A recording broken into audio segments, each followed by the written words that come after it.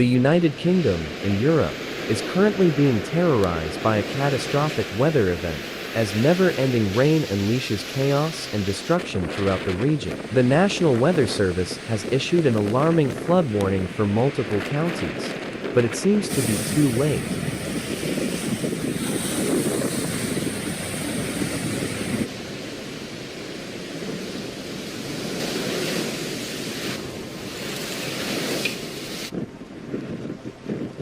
The situation is quickly spiraling out of control, with emergency services struggling to keep up with the sheer scale of the devastation.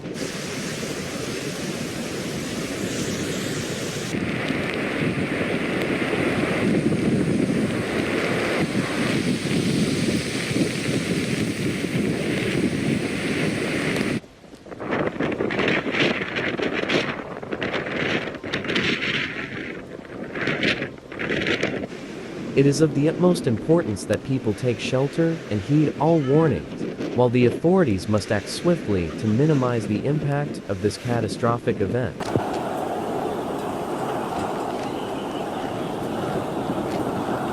The situation is dire, and we can only hope for the best in the face of this catastrophic event.